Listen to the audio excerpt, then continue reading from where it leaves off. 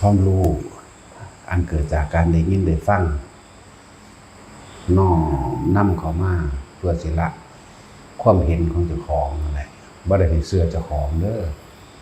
บ่ให้เชื่อความเห็นเจ้าของเพราะทุกคนสรุปความเห็นคือเห็นแค่ตัวล้วนๆอยู่แล้วนั่นแหละจังว่าความรู้สิได้ยินได้ฟังน้อมเข้ามาละความเห็นแค่ตัวของเจ้าของออกจนว่ามันเบิดความอยากในความอยากได้เลยอยากเป็นอยากได้ก็เห็นแค่ตัวอยากเป็นก็เห็นแค่ตัวถึงว่าความรู้สิมีประโยชน์อันนี้ถ้าเป็นความรู้ทั้งโลกเรียนทั้งเรียนสูงทั้งร่ำรวยแต่ว่าไม่ช่วยใครเลยบ่มีประโยชน์จักอย่างมีแต่โทษกับโทษเพราะว่าสละความเห็นแก่ตัวออกได้เลยบ่อาจสามารถสินำความรู้เรานั้นมาเป็นประโยชน์แก่เพื่อนมนุษย์ทั้งคนและสัตว์ได้เลยจึงบอกว่าเขาไม่ได้เห็นค่าจักเม็ดในคนทั้งสัตว์รวยขี่เครื่องบินส่วนตัวก็ตามขับรถทองคำฝังเพชรก็ตามไม่ได้มีประโยชน์อย่างเลยถ้าไม่ช่วยใครเลยคำว่าช่วยของหลวงพ่ออันนี้คือโดยไม่หวังสิ่งใดตอบแทนด้วยจิตที่ละความตนีละความเห็นแก่ตัวละแล้วก็มีความปรารถนาและหวังดีกับผู้อื่นเหมือนกับหวังดีกับตนผู้นี้เอาหอดเอามังหันเด้ว่าเอาได้ซ้ำช่วยแต่หวังผลตอบแทนไม่มีประโยชน์อะไรเลยมีตั้งแต่เห็นแก่ตัวหนักยิ่งกว่าเก่าอีกนั่นบ่ล่ะ เนี่ยบอกว่าจะอวดว่าเจ้าของมีความรู้จะอวดว่าเจ้าของมีความรวยก็ตามบ่ได้มีคุณค่าอย่างนี้ความรู้ความรวยยิ่งรวยยิ่งรู้มากยิ่งฉลาดทั้งโลกนี่ยิ่งทำร้ายตัวเองเลยมากที่สุดการไปทำร้ายเบียดเบียนผู้อื่นเพื่อให้ตัวเองร่ำรวยนั่นแหละคือการทำร้ายตัวเองจึงเขาเว้าประจำอยู่ดอกกันเกี่ยวกับว่าการกระทำชาติเดียวถ้าเป็นความชั่วถ้าเป็นสิ่งที่มันเป็นอกุศลอาจทำให้ตัวเองตกต่ำอยู่ตลอดกับหรือเป็นอสงไขยนานนับอสงไขยอีกบ่ธรรมดารังแกข่มเหงเบียดเบียนเอาเปรียบบุคคลทั่วไปตลอดทั้งบุคคลผู้มีศีลมีธรรมยิ่งนักเข้าไปอีก10 เท่าเด้คูณ10เด้คนมีศีลมีธรรมนั่นแหละแต่ส่วนมากก็รังแกคนมีศีลมีธรรมล่ะว่าคนมีศีลธรรมเขาบ่เรื่องมากแล้วก็เขาพยายามที่จะเอาตัวเองออกจากเหตุการณ์คือย่อมเข้าใจว่าล่ะเขาสิย่อมออกศีลคือความเป็นปกติทั้งใจไม่เบียดเบียนทำร้ายผู้อื่นให้เสียชีวิตและทรัพย์สินตลอดทั้งคนและสัตว์นี่คือศีลศีลแปลว่าปกติคือบ่คิดเรื่องสิอยากไปรังแกผู้ใดเลยนั่นแหละคือศีลนั่นแหละคือว่าคนมีศีลก็ย่อมเห็นธรรมคือความจริงว่าการไปทำร้ายเบียดเบียนผู้อื่นก็คือการทำร้ายเบียดเบียนตัวเองแล้วก็มีความเจ็บปวดแสนยาวนานเด้มันธรรมดาเด้มันคือเฮาเปรียบเทียบบนตัวนี้แต่คนที่หวังทำลายพระพุทธเจ้านั่นว่าคิดเบิ่งมันสิจักอสงไขยเทวทัตนั่นสิว่ามันสิพ้นขึ้นมาได้คือเทวทัตเบียดเบียนทำลายพระพุทธเจ้านี่เห็นบ่ล่ะจักอสงไขยอย่ามาเว้าได้ศาสตร์100ศาสตร์พันศาสตร์ล้านศาสตร์นับบ่ได้ให้บอกไปเลยว่าจักอสงไขยก็สิครบพระพุทธเจ้าแสนพระพุทธเจ้าเห็นบ่ล่ะพุทธเจ้าแสนองค์นี้มันจังสิพ้นจะไปตัดเอาตะปลายมันว่าเมื่อพ้นแล้วพ้นจากอนันตริกรรมอันมหาศาลตัวนี้แล้วจะได้เป็นพระปัจเจกพุทธเจ้าองค์หนึ่งชื่ออติกะปัจเจกพุทธะแสนพระพุทธเจ้าหุ้นจักอสงไขยแม้ว่าล่ะมันกันแล้วบัดนี้กันรังแกเบียดเบียนคือฉันทกุมารหลานนางอุบลวรรณาลูกลูกน้องกันนี่แหละมันเกิดพร้อมกันมากตั้งแต่เป็นบ่ทันบวชแต่โอกาสบรรลุอรหันต์อาศัยส่วนเป็นจังหวะมันแอบเข้าไปลักลี่อยู่ในห้อง กระต๊อบนะก่อนเราเพิ่นสันแล้วก็มาที่ก็เอ็นลงนอนก็ขึ้นปั๊มเอาเลยนะก็สำเร็จความใฝ่จนได้ออกพ้นไปวิดประตูกุฏินิดหน่อยแผ่นดินสูบลงเลย นั่นแหละจักอสงไขยคือกันเด้นั่นน่ะมันธรรมดาเด้นะจังว่าความชั่วแม้เพียงชั่วขณะอารมณ์ชั่ววูบแต่ทำให้กลับไปได้รับความทุกข์ทรมานนานนับอสงไขยจึงบอกว่ารังแกเบียดเบียนคนมีศีลคนมีธรรมคนมีศีลเขารู้ว่าถ้าเราไปทำร้ายผู้อื่นสิ่งทั้งหลายที่เรากระทำไปก็จะย้อนกลับมาหาเราอย่างเจ็บปวดทรมานและยาวนานนับอสงไขยก็มีทั้งสั้นละหลายอยู่ตัวกินจะมาในวิกาเห็นบ่ล่ะไปทำทาทองครับพระพุทธเจ้าโอ้มันจะแต่งเรื่องดีแท้คือฉลาดแต่ว่าฉลาดมันแท่งเรื่องลี้นะทำทามานอนวัดเด้ทำทามาทำความสนิทสนมพระพุทธเจ้าก็ทำทามานอนวัดคนเขาวัดเพิ่นนี่สิออกสวนออกไปอย่ากะล่ะคนยางเขาวัดเพิ่นนี่สิสวนออกไปแตะเช้ากะเวลาไว้ว่าคนมาแล้วเว้ยกูก็สวนออกไปก็ทำทางเฮ็ดอยู่จังซั่นเป็นเวลา6เดือน7เดือนไปเด้ว่าธรรมดาว่าเดี๋ยวมันลงทุนขนาดเด้มันได้รับค่าจ้างนั่นแหละมื้อนึงเพิ่นแสดงธรรมอยู่ท่ามกลางบริษัทท่ามกลางเจ้าฟ้ากษัตริย์พร้อมไปซี่หน้าพุทธเจ้าล่ะท่านมัวแต่มาสอนผู้อื่นนั่นแหละรู้ไหมว่าฉันกำลังจะคลอดแล้วให้ไปหาที่ทำคลอดให้ฉันด้วยว่าได้อย่ามัวแต่ไปพร่ำเพ้อเจ้อสอนบุคคลผู้อื่นเลยว่าพุทธเจ้ามันบ่ได้แก้ตัวหรือว่าบ่ได้ว่าอย่างนี้เรื่องนี้มีเรา2คนเท่านั้นที่รู้กันว่าน่ะบ่คุยคนทางเสือคักเนาะมันเป็นตาเสือเด้เรื่องนี้มีระหว่างเรา2คนเท่านั้นที่รู้ความลับซึ่งกันและกันหมดเด้คือเนาะมันสั่นแล้วเป็นกระเบาไปในตำราว่าพระอินทร์แปลงเป็นหนูให้มาตรีเทพบุตรนี่แหละแปลงเป็นหนูมากัดเสือกสิเพิ่นเอา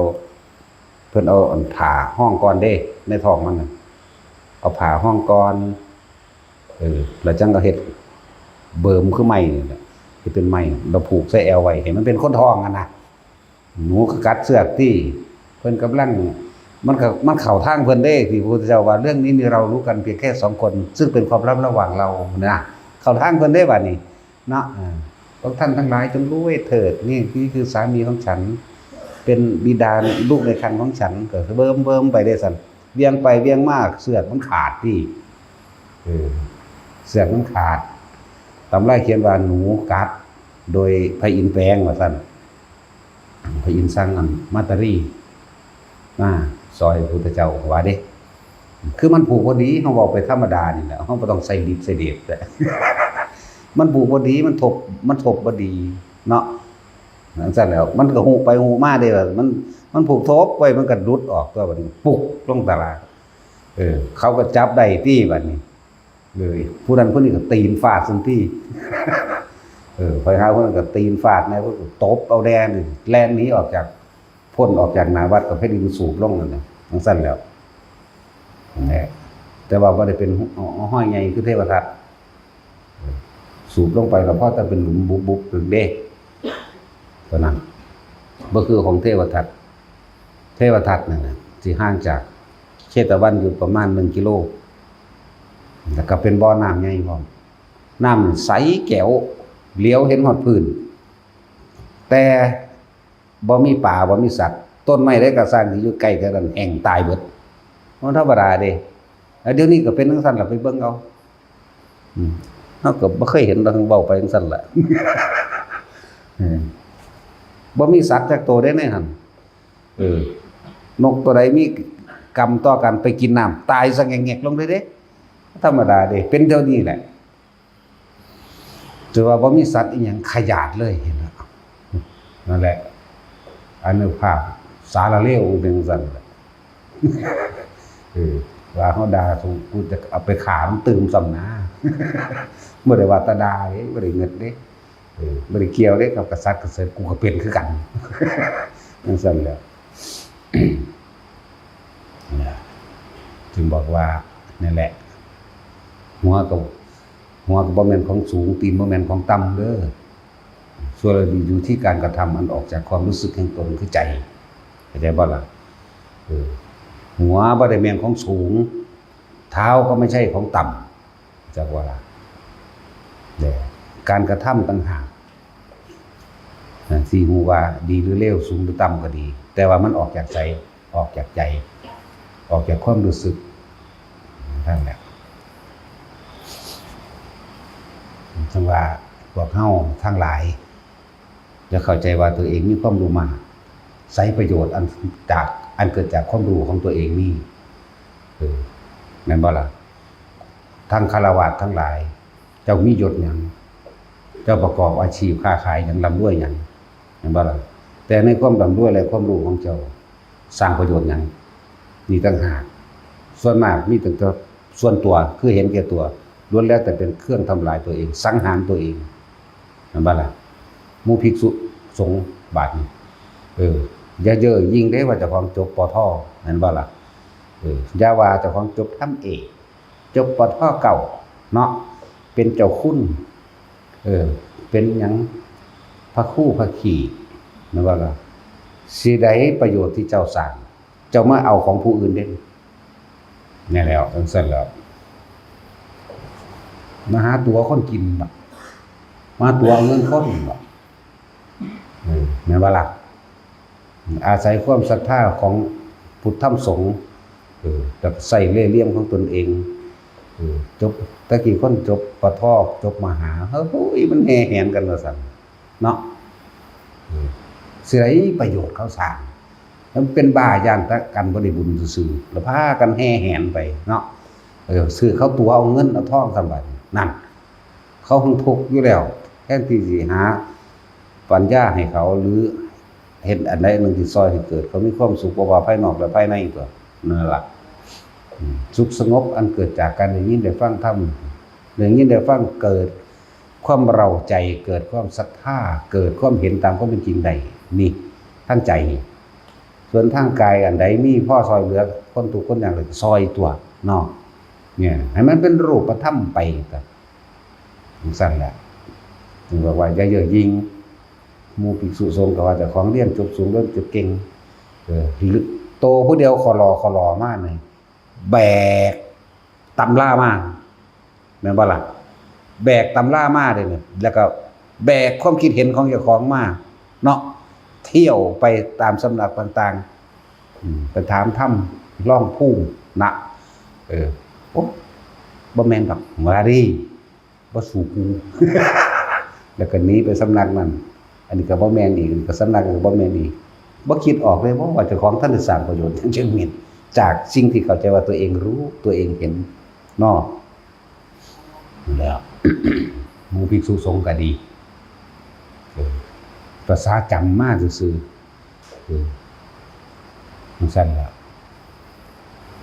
ใส่มันเป็นประโยชน์ก็มันเป็นเด้พวกนี้ใส่มันเป็นโทษมันก็โทษคือบักขนาดนักคือกันเด้นั่นแล้วทั้งว่าบอกแต่ละคนไว้หนังสือมันมีอยู่ทั่วประเทศนี่เนาะผู้ใดอ่านได้ก็เข้าใจว่าเจ้าของมีความรู้ตัวนั่นบ่ล่ะผู้ใดเรียนจบมาได้ก็ว่าเจ้าของมีความรู้ปริญญาตัว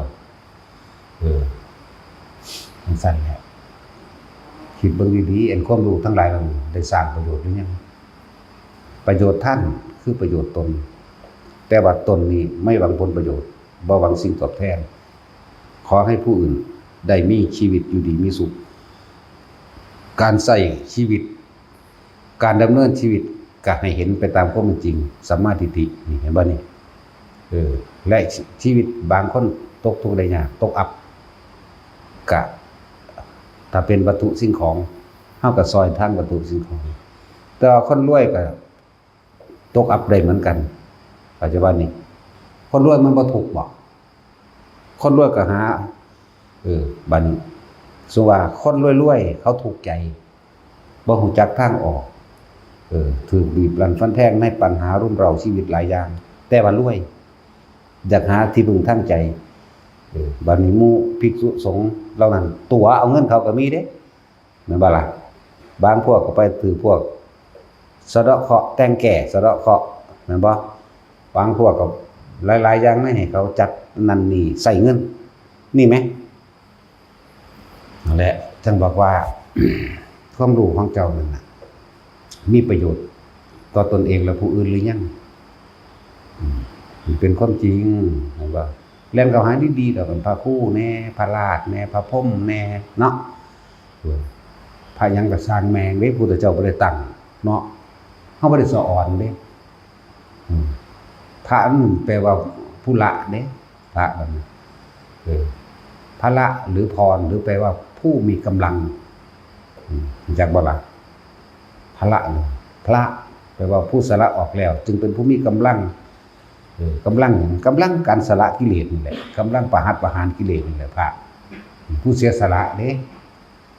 สละความเห็นแก่ตัวนั่นแหละบ่มันสุดก็ดีมันบ่มีแล้วนั่นแหละพระแปลว่าจังซั่นมันเป็นภาษาไทยเขียนพ่อล่อสระเนาะจังซั่นแล้วพุทธเจ้าว่าได้ว่าพระเด้ภิกษุ เอาฟังแน่มันเทศดูก่อนภิกษุทั้งหลายรวดเนาะบ่ได้ว่าดูก่อนพระทั้งหลายเด้พูนเวลาเพิ่นสิเว้าผู้นั้นบรรลุโสดาบันสกิทาคาอนาคาละกิเลสได้เท่านี้เด้คำว่าพระบ่มีเด้เนาะสั่นก็คือนั้นละนั่นใดละนี่ใดพวกเฮาว่าตั้งแต่บวชก็มาพระโลดซึ่งแม่นหยังนั่นแหละจังหวะแต่ละคนเด้อเยอะๆยิ่งจองห้องหลายความรู้ที่เพิ่นแนะนำให้นี่ล้วนแล้วแต่เอามาละในตัวเองเด้อ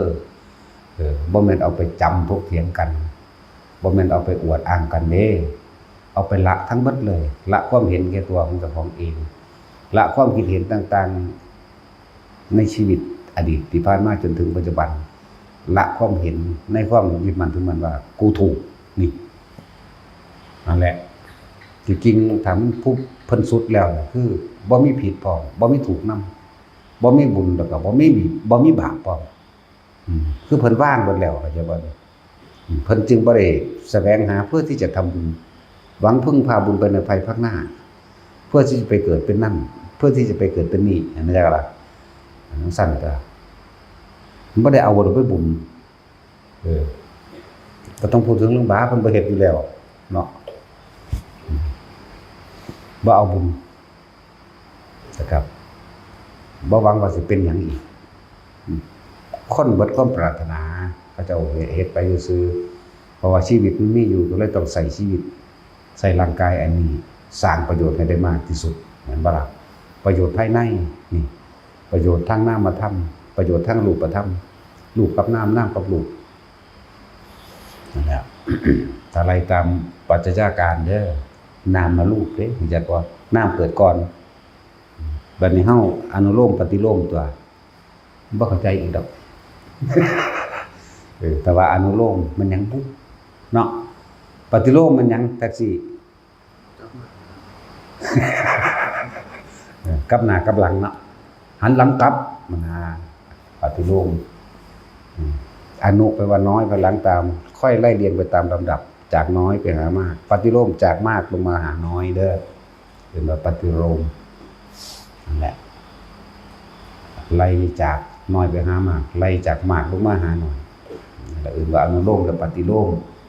ปฏิโลมจากมากหรือจากจุดสูงสุดไล่ลงมาถึงจุดต่ำสุด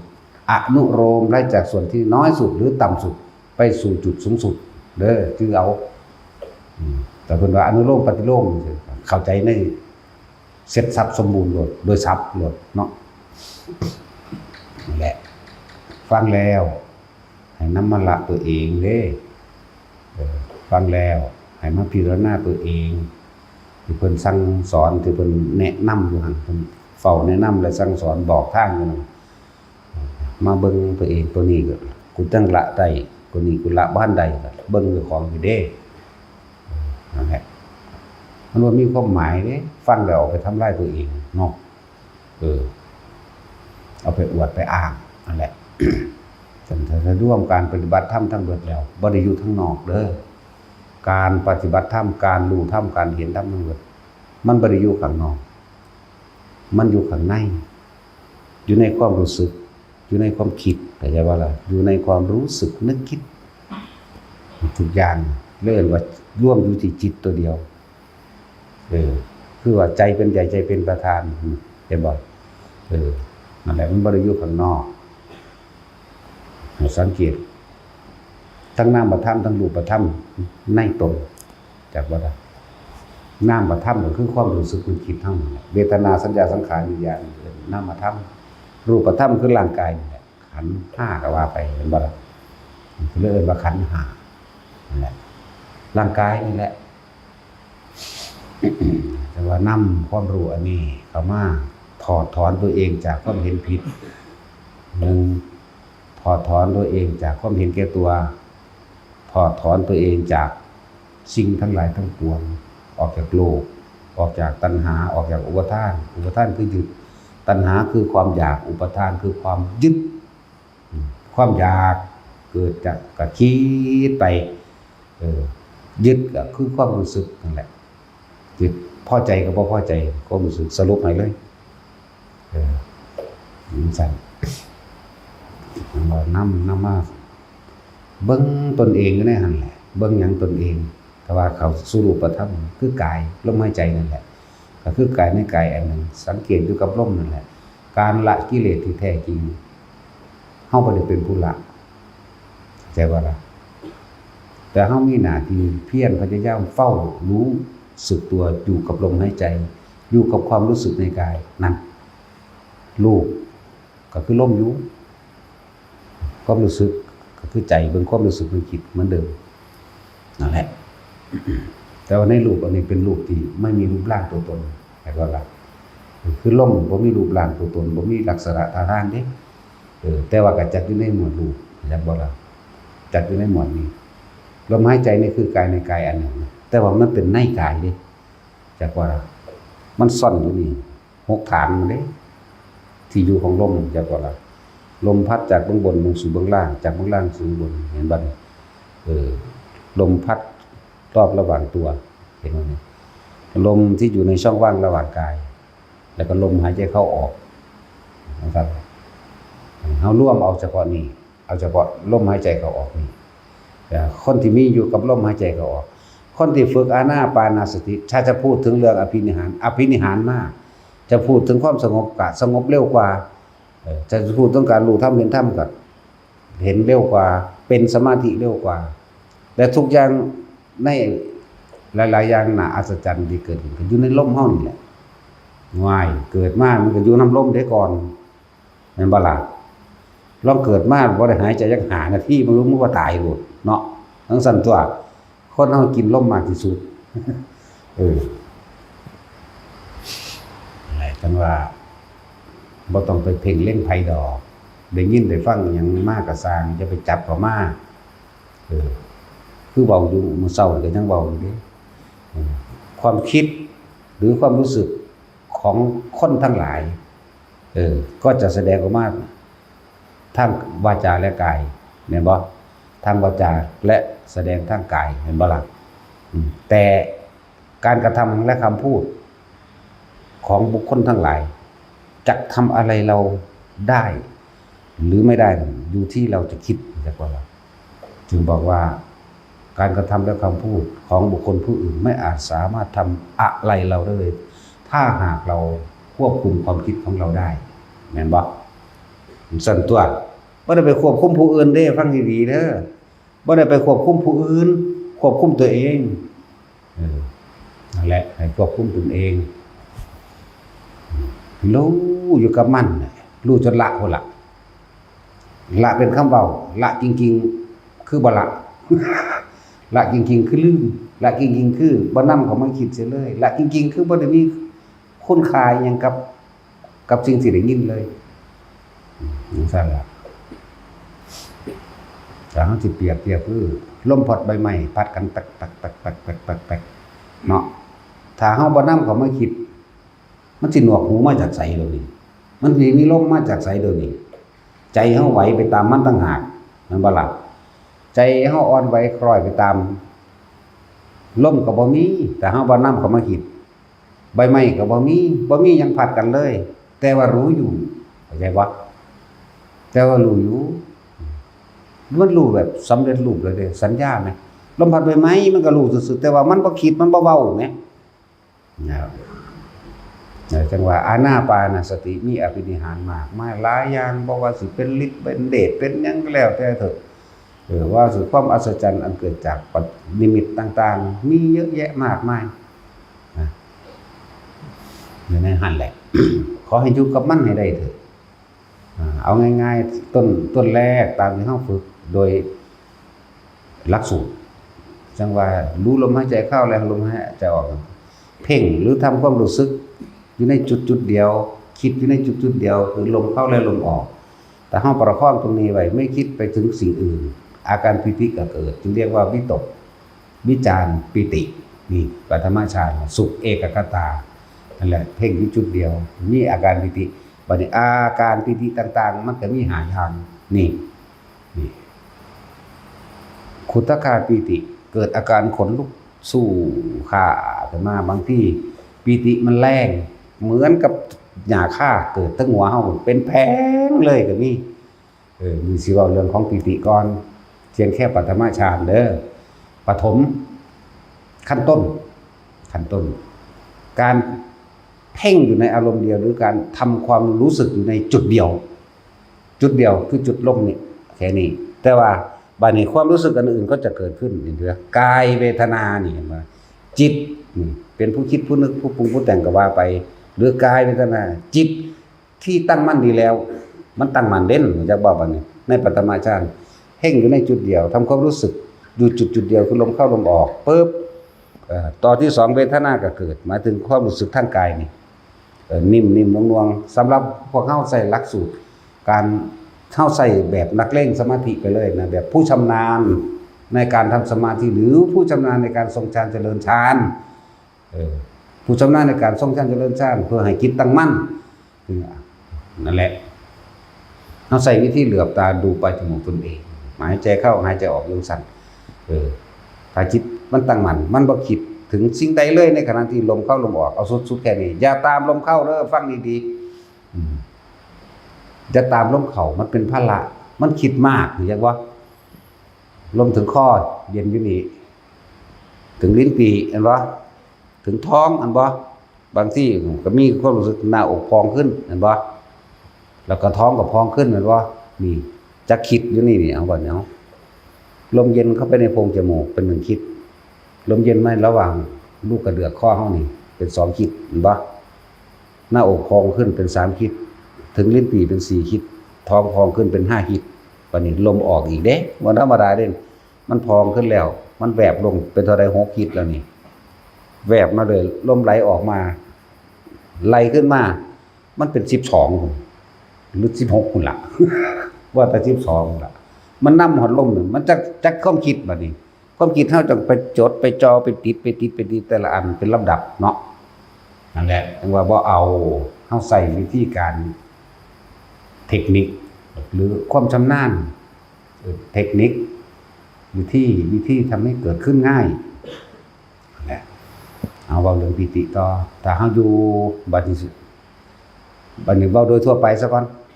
อธิบายคนเข้าใจทั่วไปโดยหลักการจะเกิดขึ้นได้นั่นแหละบ่ท่านได้บอกระบบเทคนิคของเฮาบ่ท่านได้บอกเรื่องหลักสูตรเฮาใส่กันบอกโดยทั่วไปถ้าคนประคองอยู่กับลมหายใจเข้าออกปึ๊บขุทกาปิติอาการขนลุกขนขิ้งลุกสู้ขึ้นถ้าปิติแรงผมนี่ตั้งสังหลังเลยหน้าก็หยาๆช้าๆหัวก็เป็นคือเส้นผมเฮาปั่นหญ้าข้าวสังหลังซึ้งลึงตึงเขาเลยเด้วืดพร้อมนั่นเลยเวทนาเขาจะว่าวิตกวิจารปิติสุขปฏิกายเวทนามีเว้าเรื่อง กายกับเวทนาทางกายตัวนี้มันเกิดขึ้นนั่นแหละว่ามันเป็นสมาธิแล้วนี่เป็นคณิกะสมาธิก็ว่าไปถ้าบ่คิดหยังเข้าใจบ่ล่ะนั่นแหละนี่คือว่าคุตกะปิติบางนึงขนขี้ลุกขนลุกเว่อสู้สั้นขึ้นร่างกายก็รู้สึกหนากระตึงความเละนี่ก็ขึ้นวืดนี่ที่หนึ่งปิติที่สองบางคนก็บ่เกิดอาการขนลุกตัวรู้ลมเข้ารู้ลมออกรู้สึกเกิดความอิ่มเอิบในใจจุกอกปึ๊บเข้ามาเป็นคือค้นไห้ได้บัดนี้ที่จริงมันบ่ได้ไห้เด้มันบ่การที่มันมีเหตุมันบ่มีเหตุผลที่มาอธิบายได้นี่อันหมายถึงอธิบายแบบโลกคนเฮาต้องเสียใจกับดีใจจังไห้เนาะแต่ว่านี่มันเป็นอุเบกขาจิตมันเป็นกลางจิตมันสงบมันผ่อนคลายจักว่า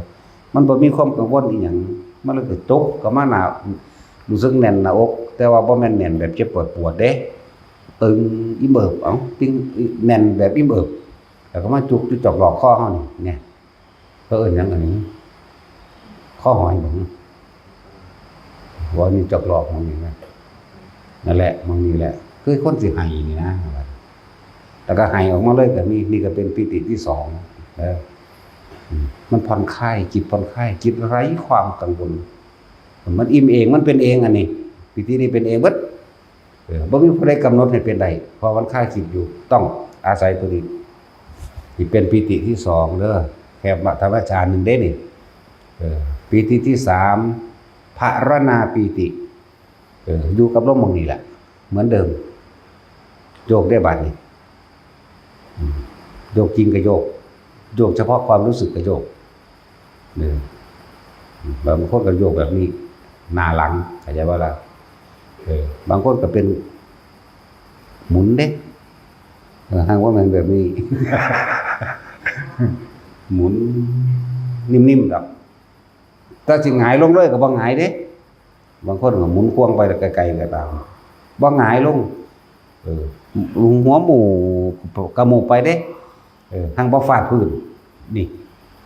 เรียกว่าภารณาปิติเด้อมันนี่กำลังอธิบายเพียงแค่ปฐมฌานเด้อบัดนี้ปิติที่สี่โอกัติกาปิตินี่เห็นแสงปุ๊บปั๊บเกิดขึ้นเป็นแสงแปรบขอบตานี่ก็แม่นขอบตานี่ก็มีบางที่ก็วาบขึ้นบางที่ก็แสงพุ่งมาแต่ไกลๆหน้าผากก็มีหน้าอกก็มีบางที่ก็แสงพุ่งออกจากหน้าผากบางคนก็คือจังมันเปิดไฟจากหน้าผากลงมานี่เฮาเว้าเรื่องเฮาเป็นพร้อมเป็นคือเปิดไฟอยู่นี่แหละคืบนึงนี่ก็มีจักว่าแค่นี้บางคนก็เป็นแสงอยู่ทางหลังก็มีเด้แต่วันเสือกมองเห็นได้จังใดฮู้ว่ามีแสงทางหลังเครื่องเฮาเหลียวเบิ่งนี่แหละเข้าใจว่าล่ะเขียวเหลืองแดงแล้วแต่วันสิเกิดขึ้นเขียวเหลืองแดงขาวนวลเรื่อมประกายพึกแล้วแต่สิเป็นนี่คือปิติที่สี่มีเคียงแค่ปฐมฌานเด้อปิติที่ห้าเรียกว่าอุพงคาปิติชื่อมันพระสัมปรีรู้สึกว่ามีกายแบบเหมือนกับกายนี่ลอยขึ้นแต่ลอยกับความรู้สึกดอกส่วนมากนะแต่ว่าลอยจริงๆก็ลอยจริงทั้งความรู้สึกทั้งกายจริงๆนี่ก็ลอยได้แต่ว่าน้อยคนบ่แม่นว่าบ่มีกายลอยขึ้นจริงๆแต่ส่วนมากจะเป็นลักษณะเป็นแค่ความรู้สึกลอยขึ้นแต่เหตุเกิดความตกใจนั่นแหละนี่คือประเภทลับตาที่บอกมากที่เป็นลักษณะนี้ประเภทลับตาคนลุกสู้เกิดความตกใจเหมือนกันเพราะมันเป็นไม้มันกึ่งมันว่าธรรมดาเด้ทั้งหน้ากับกึ่งหยาไปว่านี่กึ่งบื้อนั่นแหละนี่คือพวกลับตาจากตกใจนั่นแหละเฮาเปลี่ยนว่าให้มื่นตาโยกก็เหมือนกันยังก็เหมือนกันพวกลับตาอยากเป็นหลายๆอย่างอยู่นั่นแหละบัดนี้เฮาจึงตัดวิธีลับตาออกจนกว่าจะเฮ็ดทางมื่นตามันชำนาญซะก่อนจังลับตามันจึงค้นหาเทคนิคหาวิธีการต่างๆที่สิเฮ็ดให้คนบ่ตกใจ แล้วก็มั่นคงแล้วก็บ่สงสัยเพราะว่าตามันเห็นอยู่นี่ครับบางที่พวกอันโอคันติกาปิติเกิดแสงปุ๊บมันมืดตาเบิ่งปึ๊บแล้วเด้โอคันติกาปิติในตำราเพิ่นเขียนไว้ว่าแสงสว่างได้เกิดมันบ่แม่นแต่แสงเด้มันมีนิมิตภาพต่างๆเกิดพร้อมเด้มันเป็นแสงก็มันก็ต้องมีคือลูกแก้วหรือเป็นวงกลมที่เป็นแสงออกมาเลยคือพระจันทร์นี่ก็มีพระจันทร์นวลๆขาวๆก็มีพระจันทร์เหลืองๆก็มีเด้แบบสีน้ำผึ้งก็มีนี่นะทับทิมมันนั่นมีบัดนั่นแหละเลยว่าเป็นแสงนิมิตแสงหรือว่าแม้กระทั่งว่าเป็นภาพเห็นหอดเทวดาหรือเห็นผีหรือเห็นสารพัดจะสิเห็นและนิมิตเสียงก็มีพวกที่ว่านั่งสมาธิแล้วเกิดหูมิงนี่มันเป็นเรื่องของประสาทกายเด้อบ่แม่นนิมิตบ่แม่นอีหยังที่มันมิงอยู่เลยนั่นน่ะจักบ่ล่ะมันเกี่ยวกับประสาททั้งร่างกายน่ะมันปกป้องอะไรนึงแล้วมันเลยมิงอันมิงอยู่เลยดิแม่เข้าใจบ่ล่ะคนสิแก้จังได๋มันอันนั้นเป็นเรื่องของกายดอกบ่นำมาคิดมันก็บ่รำคาญดอกเพราะเป็นปกติของกายของคนผู้นั้นบางคนก็บ่ดังนั่นบ่งิ้งอยู่เลยนี่แต่ว่าเสียงอันเกิดจากคือคนบอกกันพุ่มพำนี่จังเป็นเข้าใจบ่ล่ะแล้วถ้าอันนั่งมันเป็นโลดเสียงบอกกันพุ่มพำโลดมันบ่ได้ซับดอกนี่ก็บ่ได้ซับคือจักเขาบอกกันเรื่องใดแต่ว่าเขาบอกกันมาเปรียบเขากันพุ่มพำอยู่นั่นแหละคือคนบอกกันนั่นแหละนี่คือนิมิตเสียงนิมิตเสียงนิมิตกลิ่นนิมิตรูปร่างลักษณะตาทางต่างๆสารพัดแล้วแต่สิเกิดขึ้นนี่ว่าแค่เรื่องแค่ปฐมฌานเด้อนั่นแหละนี่ว่าให้เข้าใจหลักสูตรมันที่เขาอาจจะเคยได้ยินได้ฟังมาแล้วก็ความรู้สึกที่หลายๆคนเป็นพวกหูมิงฟังซะเด้อมันแก้บ่ได้ดอกมันเป็นเรื่องของประสาททั้งกายประสาททั้งหูเดี๋ยวประสาทในหูนี่เกี่ยวกับการรับในหูมันนี่มันนิ่งสั่นล่ะนี่อยู่หั่นแหละเป็นจังซั่นบ่ต้องไปใส่ใจมาคิดยิ่งใส่ใจคิดยิ่งอยากให้เศร้าเลยไปเอาไปปัญหาเนี่ยแงะหูแทงหูมันเอาหูหนวกซ้ำก็มีส่วนนิมิตทั้งเสียงอย่างอื่นที่เกี่ยวกับหูก็คือเสียงคนบอกกันเสียงสวดมนต์เสียงตีคองเสียงตีกลองเสียงเล่นระนาดนั่นแหละจังซั่นเสียงล่ำหรือเสียงโหยหวนร้องไห้แต่มีเด้มีจังแม่นอันนิมิตเสียงนั่นแหละนี่แหละจังว่าในที่บอกมาทั้งเบิดหาวิธีแก้ให้ว่าให้ลืมตาทำซะมันจึงจะได้ไม่สงสัยมีส่วนคลายความสงสัยมีส่วนคลายความหวาดกลัววิตกกังวลได้มากเข้าใจบ่ล่ะคลายความกลัวได้มากจึงให้ลืมตาเฮาจึงหาเทคนิคนี้มาใส่หาวิธีนี้มาใส่คือการลืมตาทำเหลือบตาดูไปจมูกหายใจเข้าออกแล้วทำความรู้สึกเย็นเฉพาะในโพรงจมูกแล้วก็ปิติอันอื่นก็มีคือกันเด้แต่ว่าเราจะจับเอาความรู้สึกเดียวนี่จึงบอกว่าฐานที่ตั้งแห่งจิตเข้าใจบ่ก็คือทำความรู้สึกเดียวรู้อยู่ในความรู้สึกเดียวแห่งกายเข้าใจบ่ดูจากลมหายใจเข้าออกแล้วก็มาตั้งไว้ตรงนี้ทำให้บ่อยทำมากแล้วก็เกิดความชินว่านี่คือเราทำความรู้สึกอยู่ที่จุดเดียวจิตเดียวรู้สึกอยู่ที่เดียวนะการมาภาคนี้แม้ว่าคนลุกจะเกิดขึ้นเด้อบาดนี้เด้อนั้นอาการคนลุกจะแทรกซ้อนวืดขึ้นแต่ละจะคิดออกเอามองเดียวมันหยังคือเป็นเรื่องนี้มานี่ออกแล้วเด้นี่เกิดขึ้นจากหยังวะมันเป็นหยังวะเขามาเอาบุญน้ำกูบ่หัวเด้เนาะผีมันชูนเนาะขอบุญบ่ไปละสาระตะเปิงไปแล้วตะเลิดเปิดเปิงไปแล้วนั่นแหละจึงบอกว่าให้คิดให้รู้อยู่แค่จุดเดียวอันอื่นก็รู้ได้เหมือนกันแต่ว่าอย่าไปคิดแทรกแซงหาเหตุหาผลกับมันใช่ป่ะล่ะ ฮู้อยู่แล้วล่ะว่ามันเป็นปิติน่ะมันซ้อนกันได้ทั้งนั้นให้จำความรู้สึกอยู่ณที่เดียวเด้อคนที่ผ่านปัฐมฌานไปแล้วบัดนี้ทุติยฌานเป็นจังไดขั้นที่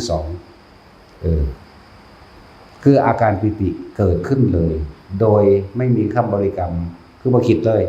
โดยไม่จับลมหายใจด้วยคือบ่นึกเข้ามาลมหายใจนั่นแหละเหมือนบ่ล่ะย่างไปซื่อๆนี่เป็นโลดบางทีนะนั่งอยู่ซื่อก็เป็นโลด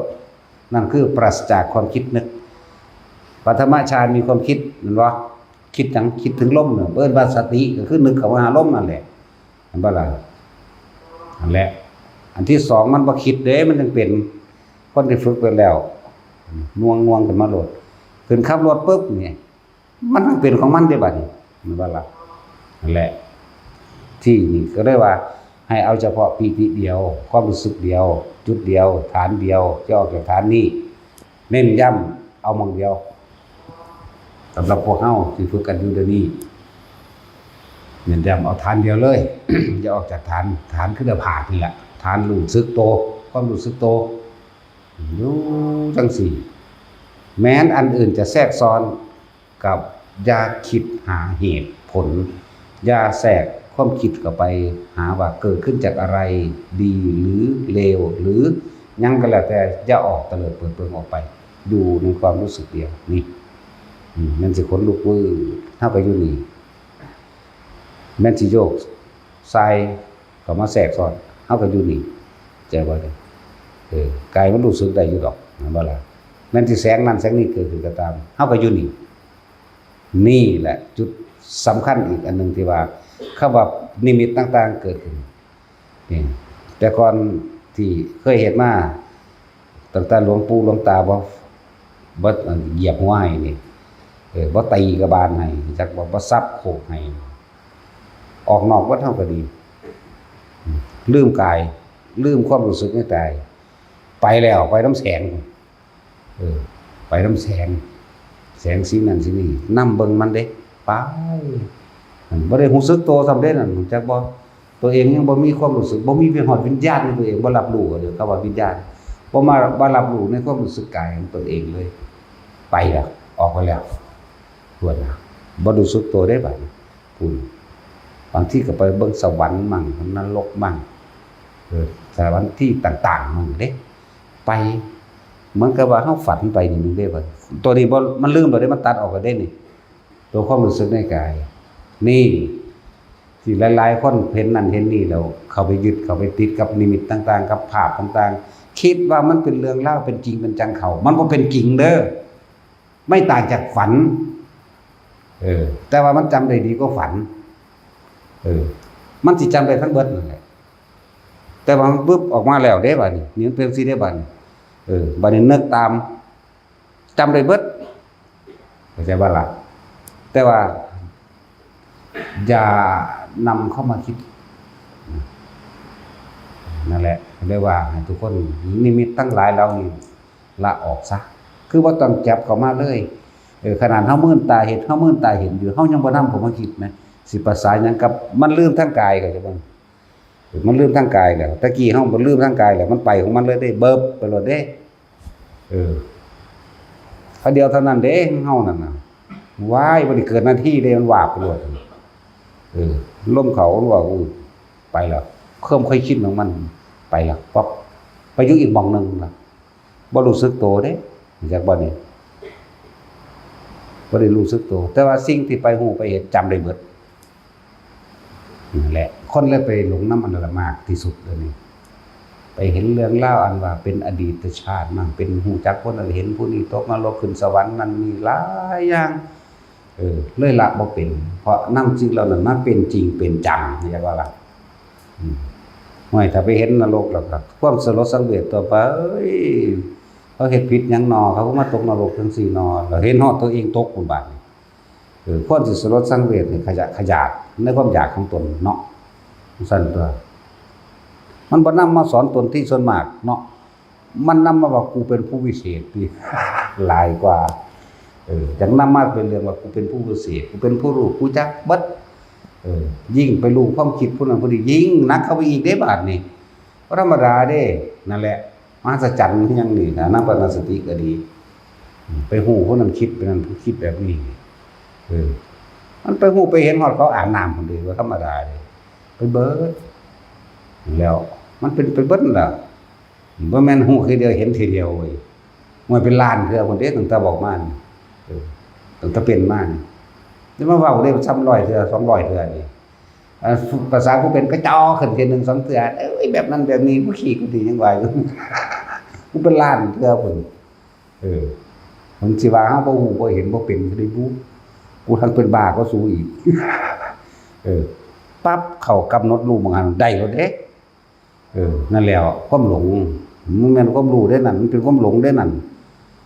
จังซั่นมันหลอกเฮาออกไปจนว่าเฮาบ่รู้สึกตัวอีหยังเลยแล้วก็ทุกอย่างเก็บมาเป็นอารมณ์อีกเป็นจริงเป็นจังแต่ถือว่าเขาฆ่ากูสินำขามึงคืนพุ่นแล้วก็ถือว่าพวกนั้นฮักกูนำหามึงแน่ไปจังซั่นเด้นั่นแหละหลงขนาดนั้นเด้ธรรมดานั่นแหละว่าวิธีการละต่างๆคือคำว่าเห็นซื่อๆเห็นซื่อๆได้ยินซื่อๆได้ยินเฉยๆเห็นเฉยๆสักแต่ว่านั่นแหละสักแต่ว่าเห็นสักแต่ว่าได้ยินนั่นแหละต้องอาศัยความรู้สึกตัวเด้อจึงจะไม่หลงเข้าไปเข้าใจบ่ล่ะแต่โอ้ยมันเป็นมาบักหลายปีได้ว่าเป็นน้อยๆเป็น20 ปีได้อันไปหาหูเห็นนั่นนี่ธรรมดาเด้จนหลวงปู่มันมาแส่ตีเอานอนตอนนั้นนอนคำหัวนี่คำหัวรับตาพร้อมตอนนั้นโอ้ยพุ่นล่ะเป็นเรื่องสวรรค์สันฟ้าแล้วไปเบิ่งผู้สาวพี่ตะพุทธงามๆเด้แม้แต่คนงามๆบ่ได้มีคนเฒ่าเลยเพลินไปเบิ่งเขาอาบน้ำอยู่อันสระอนุดาตมันก็ไปเด้ทั้งสั้นแล้วเขาปาหีอาบเพิ่นเด้พวกผู้สาวจักบ่ล่ะคนโตลงไปโอ้ยมีอีกงามไผสิบ่มักเนาะบ่มีผู้เฒ่าเด้โอ้ก็เบิ่งแม่งคักๆแล้วฮอดเขาไปจับพุ่นเนาะธรรมดาว่าบ่ซั่นสิว่าโอ้มันนิ่มคือใยแมงมุมมันสิถึงละหมอกอ่อนๆนะธรรมดาบ่นั่นแหละมันลงขนาดนั้นแหละเมื่อกี้แบบความจริงมันมาสรุปออกมาดีตะกี้มันจริงแต่ว่าถ้าเฮาบ่ทันรู้จักหยังโอ้ยจริงจังซั่นแล้วเป็นมาจังซั่นนานนั่นแล้วทั้งว่านอนบัดนี้นอนแต่นี่แหละบุบไปเหมือนเดิมมันแหละมันชินบุบไปเขาเดียวเด้บัดลมหายใจบ่ทันได้ครึ่งนึงพอท่านเข้าเขาครึ่งสองมันไปแล้วผมเคยชินมันวุบข้าวเดียวแหละอะไรจนจับทางได้บ่แห้งแบบนี้จังซั่นนั่นแล้วบ่หาแต่ว่ารัดข้อมือเดียวเร็วกว่าขอมืออีกบึ๊บไปโลดจังแหละแล้วก็วานหลวงปู่หมันมาฮอดมานอนเป็นหมูเป็นหมาตายอยู่นี่บ่ไผเขาตะกกหูทางนี้น่ะกกหูทางขวานี่สุดแอวเลยสะเดิดดุ้งขึ้นมาบิดเราเงาว่ามันบ่เป็นของจริงที่คิดว่ามันจะเป็นนิมิตหรือหยังนะว่าก็เอากระจกน้อยๆน่ะมันแย่งเบิ่งโอ้ยแดงลาดฟาดอยู่มื้อใหม่ก็ยังแดงอยู่มื้อใหม่ไปอีกก็ยังแดงอยู่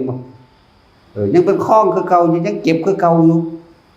โอ้มันหลายมื้ออยู่ได้สิว่ามันสิหายจนเข้าใจว่าให้อยู่กับความรู้สึกตัวหายบ่ได้ไปเฮ็ดหยังในบาดนี้จังซั่นแหละให้อยู่กับความรู้สึกตัวนั่นเองอันเห็นก็เห็นคือเก่าได้อยู่ในหั่นบัดโอ้ยจังหูนั่นแหละอยู่กับความรู้สึกตัวบัดนี้คำว่าสักแต่ว่าเฮาบ่นำเข้ามาคิดแต่เฮาก็อยู่เหมือนเดิมแค่บ่ล่ะจังหาวิธีอันวิธีนี้ก็บ่แม่นเฮาคิดคนขึ้นมาเอาเองเด้เฮามาพลิกแพลงเอาซื่อๆเด้ไปเห็นวิธีที่หลวงปู่หมันสอนไว้ถ้าเพิ่นอยู่ภาคเหนือพุ่นเด้เป็นวิธีที่เพิ่นสอนไว้สอนครูบาชัยวงศ์สาจารย์สอน2องค์นั่นแหละทางพุ่นแหละเขาเจ้านับเอาเด้นับมือเด้พุทโธ1พุทโธ2ไปเรื่อยเด้หายใจเข้าพุทหายใจออกโธหายใจเข้าพุทโธหายใจออกพุทโธเป็นไรตะกี้แล้วก็หายใจเข้าพุทโธ3ครั้งพุทโธพุทโธพุทโธหายใจออกพุทโธพุทโธพุทโธเด้นับนิ้วมือเอาเด้บัดจ จนกว่าตัวนี้สิเกิดขึ้นอยากว่าล่ะจนกว่าตัวนี้สิเกิดขึ้นเฮามันก็หัวดีลื่นคู่อยู่แล้วเนาะเหลือบลงเอาแมงลงเป็นหยังวะ หาลางคนเอายาหมองถ้าเอาเปลี่ยนไปเลยก็มีเด้เขาจำความรู้สึกเข้าใจว่าล่ะเขาก็มาคิดพอหลวงพ่อเยือนเพิ่นก็ให้กินน้ำเย็นเนาะก็จำเอาความรู้สึกเย็นแบบน้ำเย็นไหมอันเขาเอายาหมองท่าก็เลยว่าบ่ผิดดอกหลวงพ่อเยือนก็เฮ็ดอันเอาน้ำเย็นกับประทานน้ำเย็นทางคนมันนั่นเป็นละท้องปุ้งขึ้นว่าซั่น มันแก่นน้ำมันคือบ่เป็นมันคือบ่เป็นมันบ่รู้จักคำว่าจับเอาความรู้สึกแต่ว่าล่ะนี่แล้วเปลืองน้ำหลวงพ่ออันนี้พาคนกินน้ำท้องป่องเบิดน้ำนี่วิเศษนะว่าโอ้ยหลวงพ่อทองคำดำเว้ยเพิ่นก็ว่าสิอีหลีเจอกรรมฐานน้ำเย็นของเราว่าเสร็จแล้วเขาให้เพิ่นมาจับกินทีเดียวมันก็จับความรู้สึกได้แล้วล่ะถ้าจะเอาความรู้สึกไว้หั่นได้ทั้งนั้นบ่ผิดแล้วแต่วิธีถนัดไปถนัดมันเลิศหรือเอตทัคคะอยากว่าล่ะเลิศคนละทางอยากว่าล่ะวิธีของไผของมันแต่ว่าละอันเดียวกันเด้ล่ะสั้นแล้ว นั่นแหละเพิ่นให้จับเอาความเย็นบางคนที่เขาฝึกเด้อผู้ใดเป็นยากหลายอย่ามองบางๆเลยว่าจะไปแตะหลายเด้มันแสบตามันลามมาหาตาเด้เอานิดน้อยพี่ขีดสูงกว่าตาขึ้นมาจังว่าบ่ต้องเอาเครื่องคิ้วมันสิแสบตาแต่ว่าอันผู้เว้าให้ฟังกันน่ะโอ้ยสวรรค์หนูสิเป็นสันเบิดแล้วขอบตาดู มึงท่าหลายโพดพุ่นดอกเอานิดหน่อยพี่เอาแมงกลางหน้าผากพุ่นดอกเลยคิ้วขึ้นไปว่าผู้ไปเฮ็ดน้ำลายเด้อเป็นอีหลีได้บัดนั่นแหละเขาจำเอาความรู้สึกก้มลงรู้สึกก็เป็นว่าซั่นก็นั่นแหละจำเอาความรู้สึกนั้นให้อยู่ในความรู้สึกเดียว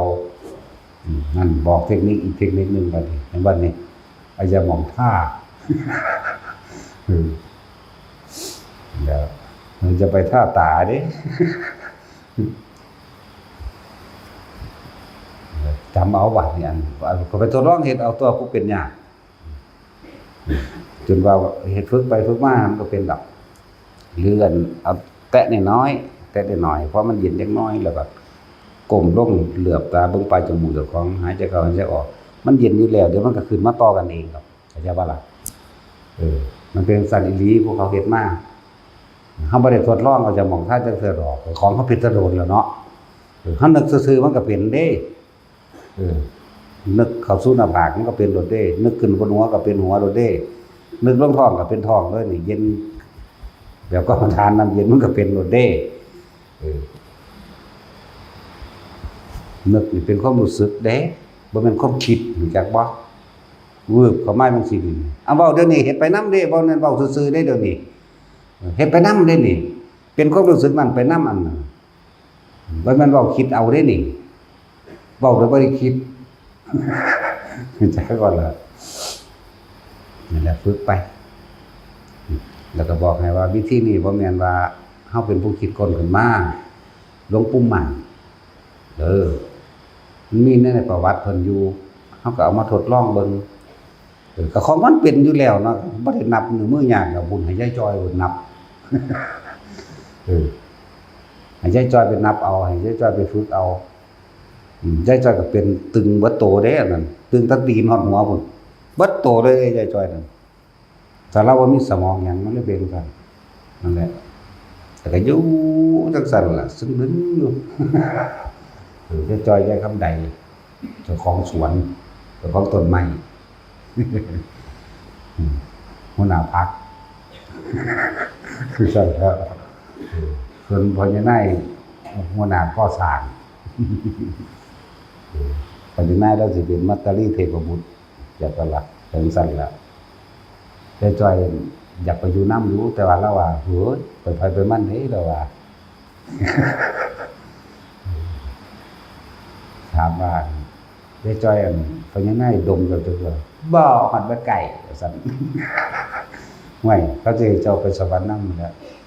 จักแล้วให้ไปนำบ่ว่าน้อยใจเด้ โอ้ยใกล้สิตายเลยจังเลยไปคิดเด้อ ให้เป็นน้ำประบูซะนั่นก็แล้วถามพญานายจะเอาไปนำบ่เอาไปนั่งขานกันไว้เด้เปิดไผไปมันดิคือกัน นั่นเห็นแล้วแหละก็แล้วยังน้อยใจอยู่เด้นั่นน่ะมันว่าให้เฮาไปนั่งเหมือนกันโอ้คนบ่มีสมองเลยสั่นล่ะว่านั่นแหละฝึกเอาแต่ละคนนั่นนี่เทคนิคอันนึงแต่ต้องมันคิดออกมาเว้ามันผู้มาเว้าฟัง3 ปีแล้วเด้เนี่ยมันบ่มันบาดแนวนี้นะชื่อบ่ได้ดอกคนไทยมันชื่อบ่ได้ชื่อบ่ได้มันเข้ามาดูๆก็ชื่อบ่ได้เฮาบ่ค่อยจดจำอิหยังดอก โดมันสอนให้จำแต่ว่าเฮาเป็นถ้ำแล้วจึงเรียกว่าสอนให้ลืมซะโลกสอนให้จำถ้ำสอนให้ลืมครับแล้วมันขึ้นมามันก็เว้าไปของมันเอาเองล่ะอย่าพากันฝึกเอายังก็ดีบัดนี้เว้าเรื่องการละนิมิตหรือสภาวะปรากฏการณ์ต่างๆสำหรับคนปฏิบัติเด้อสำหรับคนปฏิบัติบ่แม่นคนไปคิดเอาบางคนคิดแล้วอย่างนั้นถ้ามันเป็นแบบเฮ็ดจังได๋เป็นเฮ็ดเป็นพวกคิดเอาหมดพวกนี้จักว่าล่ะนั่นแหละเฮาบ่ค่อยตอบดอกโอ้ยมันเป็นซะก่อนแน่โลดหรือคือเขาถามเฮาโอ้ยคนติดฌานคนทรงฌานบ่ถึงนิพพานดอกเห็นบ่อาราดาบทอุตตกะดาบทเอามึงติดซะก่อนเถอะนะดีกว่าติดยาเสพติดนั่นล่ะเนาะพวกติดสมาธิติดซะก่อนสมาธิมันบ่ทันได้เป็นสำตัวมันมาเว้าเรื่องติดสมาธินั่นเนาะเป็นยังว่าให้อาศัยปัญญาของพระพุทธเจ้าอาศัยคำแนะนำอาศัยแนวทางเพิ่นแนะนำว่าอนิจจังทุกขังอนัตตาก็นำเข้ามาพิจารณาเอาเองตัวแม้แต่ความสงบก็ยังบ่เที่ยงนะเนาะว่าอย่างฮู้จักความสงบแท้จริงบ่สงบปราศจากความคิดนึกนึกความอยากได้อยากดีอยากมีอยากเป็นสงบจากอุปกิเลสเด้แต่ว่ามันทั้งเห็นอยู่วัตถุอันทุกอย่างน่ะที่เฮาเคยอยากได้อยู่ตะกาวอนนี่สงบคือแค่คือการเห็นตามความเป็นจริงสงบจริงๆคือเห็นตามความจริงว่าสิ่งทั้งหลายทั้งปวงมีความเกิดขึ้นเป็นธรรมดาและมีความแตกดับเป็นธรรมดาคำว่าอันเราไม่ควรยึดมั่นถือมั่นนะมันบ่ได้มีคำเว้าดอกมันลงไปเบิดเลยจากบ่ล่ะนี่ละกันเลยแต่เป็นคำเว้าซื่อแต่ว่าเว้ามันจะยังมาสื่อสารกันให้เข้าใจเนาะคำสมมุติแล้วแต่เห็นตามความเป็นจริงแล้วมันก็ซื่อๆได้ล่ะแน่แล้วอาศัยปัญญาบ่นี้เพิ่นแนะให้อาศัยปัญญาพระพุทธเจ้าระหว่างทางหรือการเดินทางเฮานั่นเฮ็ดไปซะก่อนเมื่อฮู้มาเห็นประสบการณ์มันเกิดมีเห็นนั่นเห็นนี่มากขึ้นจนว่ามัน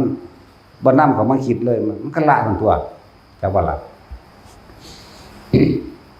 พวกหูดับมั่งพวกมิ่งมั่งอันมิ่งนี่ส่วนมากก็เป็นแค่ประสาทหูดอกเด้อประสาทกายอันนี้เด้อบ่แม่นอันมิ่งอย่างนี้เฮาก็เป็นมิ่งอยู่เดี๋ยวนี้ก็เป็นเดี๋ยวนี้มิ่งทางเดียวยิ่งอัดทางมิ่งคักมิ่งอยู่จังซี่น่ะอันอัดไว้ดังๆซั่นแหละเบิ่งว่านำเข้ามาคิดมันก็แล้วมันสิเป็นอีหยังและการเห็นนิมิตอีหยังต่างๆก็สร้างเห็นดูเข้าจะไปใส่ใจว่ามันเป็นของจริงมันบ่จริงจักอย่างบ่มีหยังจริงเลยแม้แต่เฮาเห็นกันเดี๋ยวนี้ก็บ่จริงขนาดนั้นเด้คำว่าบ่จริงนั่นน่ะมันบ่โดนก็ตายเบิดล่ะเนาะก็เท่านั้นมันก็สิเคยยึดเอาถือเอา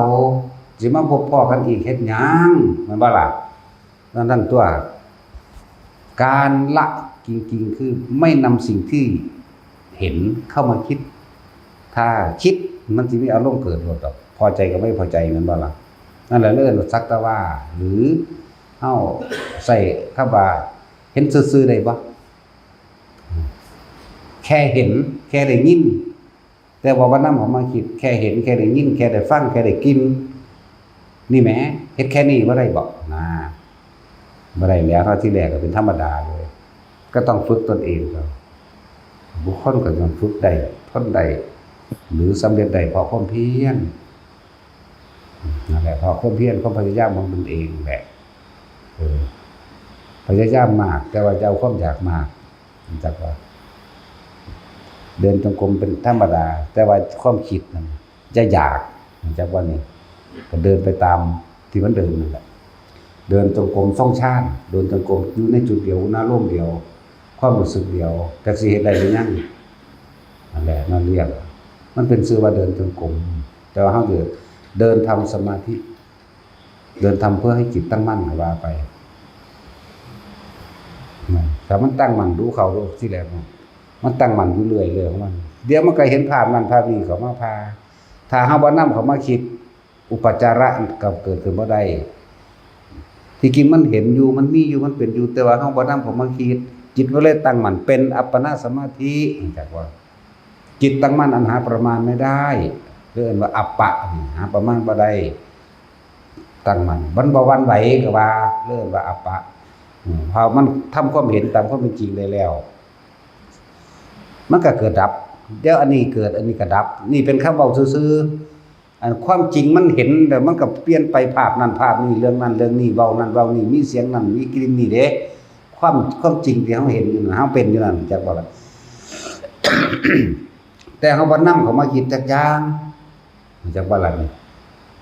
พอปัญญามันคำว่าเฮาเห็นตามความเป็นจริงแล้วมันก็แค่เกิดดับเสียงก็เหมือนกันภาพก็เหมือนกันและเรื่องราวต่างๆทั้งหมดเหมือนกันหมดเป็นอนิจจังอนัตตาทั้งหมดมันเป็นของมันทั้งสั้นนะมันลงของที่มันเป็นมันทั้งสั้นมันแค่นั้นแหละมันเกิดดับนี่เป็นคำว่าบอกคือซื้อได้นี่แต่ตอนเฮาเป็นอยู่นั่นแหละมัน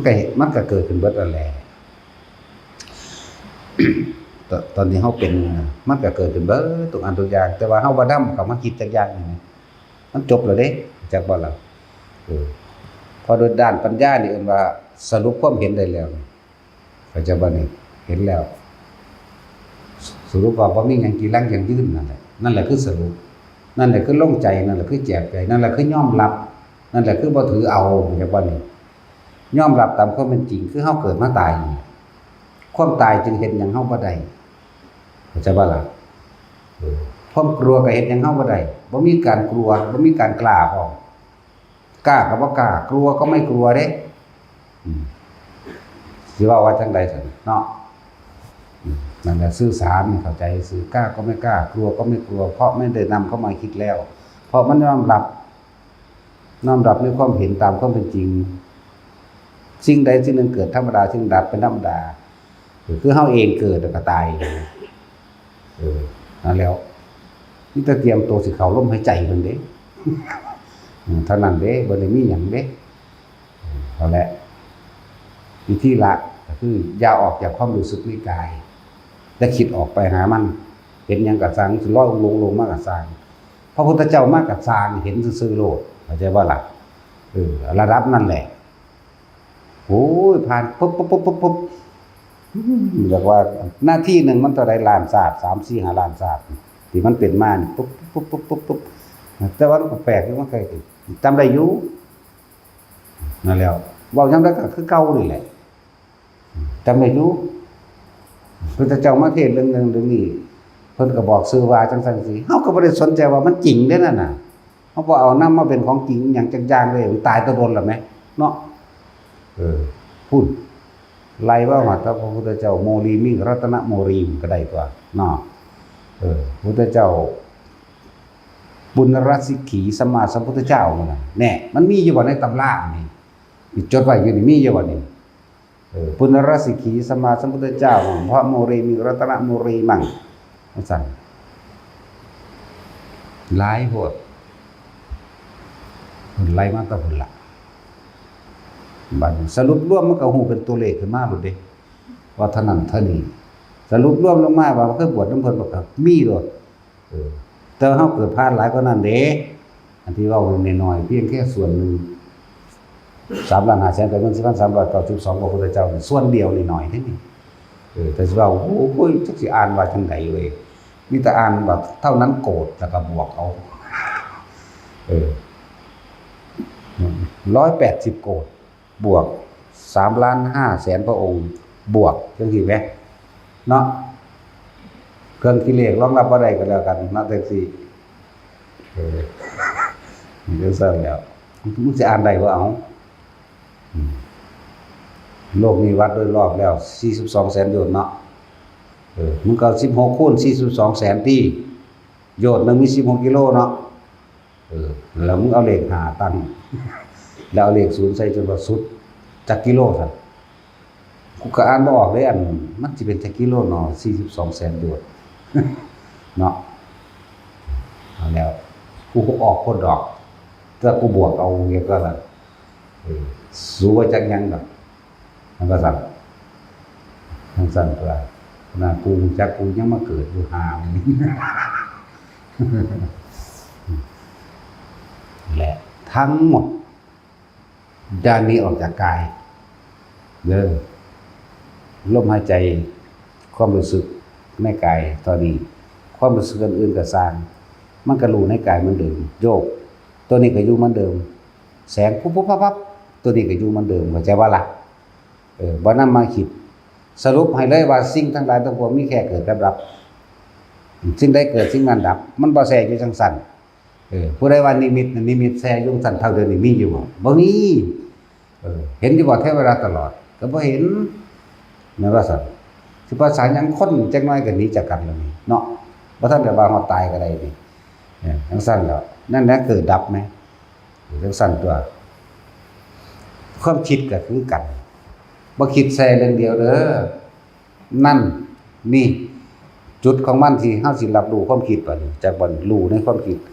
มันคิดไม่ใช่เราคิดไม่มีเราแต่ว่ารู้สึกตัวอยู่ตรงนี้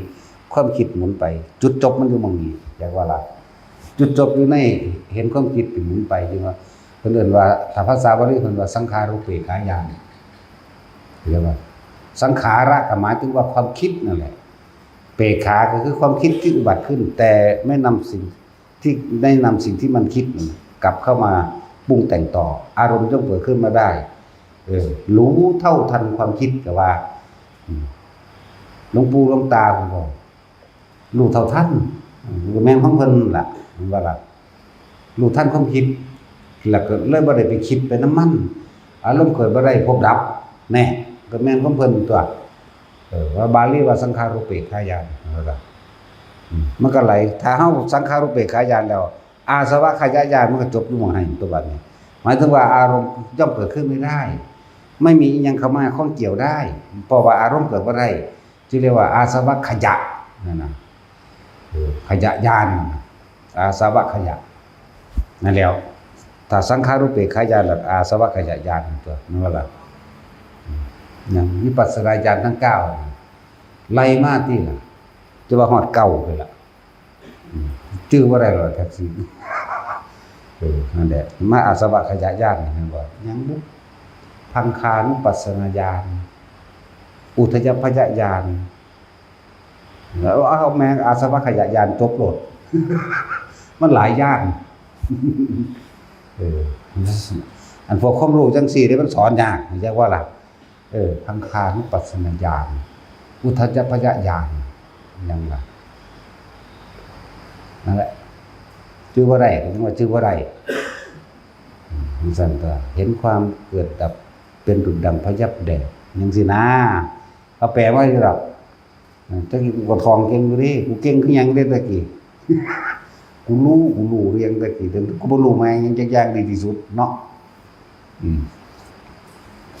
นั่นแหละแต่ว่าผู้ใดรู้เข้าไปปามึงเด้อมันสิคิดหยังบ่มันสิยากบ่มันสิยากบ่หรือคนที่เดินทางไปพุ่นไปพี่เบิ่งดูมันสิเดินแบบใดจึงบอกว่าพวกเที่ยวไปตามป่าพวกไปเที่ยวป่าน่ะจาริกเดินทางไปตามป่าตามเขามันสิคิดถึงจุดหมายบ่หรือมันสิคิดถึงหยังอย่าบ่ล่ะ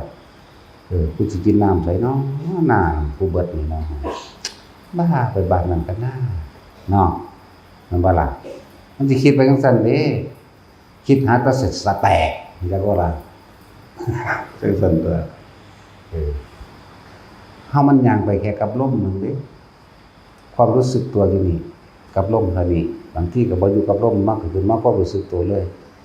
บางทีมันก็ไหลมาลมแล้วแต่เฮาสิกำหนดแต่มันเป็นแล้วนะแต่ว่าบ่ได้อยู่ในจุดหมายไม่มีจุดหมายไร้จุดหมายบ่ได้ว่ามึงไปทำพระกันนะมึงไปทำพระเวทกันนะพระเวทกันนะบ่ได้ว่าจังซั่นนั่นแหละมันก็ไปของมันจังซั่น เฮาอยู่เฉพาะจุดความรู้สึกนี่บางทีขึ้นนี่บางทีก็อยู่นี่บางทีก็อยู่นี่บางทีก็อยู่นี่แล้วแต่สิกำหนดใส่อย่างน้ำปลานี่โดยสัญชาตญาณทางมันเป็นของมันเองดอกแต่รถมันเหลือเบิ่งแน่แต่เห็นอยู่แต่ว่าความรู้สึกอยู่พี่เข้าใจบ่ล่ะฟังดีแล้วภิกษุนักบวชก็ดีเหลือเบิ่งอยู่พวกใหม่บางทีงาใหม่เฮาก็รอดเฮาก็เหลือเบิ่งตัวจังรอดได้ดอกมันเป็นไปตามธรรมชาติของมันเองดอกมันก็รอดไปแต่ว่าบ่ได้คิดนะเพราะว่ามันระวังตัวของมันเองเข้าใจบ่ล่ะมันย่านของมันเองดอกที่ว่าย่านหังบ่แม่นย่านปราศจากโดยการคิดเด้มันนั่งเป็นความระวังตัวของมันเองมันรักษาตัวมันเองรอดก็รอดยิ่งกลางคืนมานี่ถ้างาใหม่เฮาต้องออกจักบ่ล่ะมันเป็นสัญชาตญาณของมันเองเพราะมันสิมีงูนอนจักบ่ล่ะงาใหม่มีงูนอน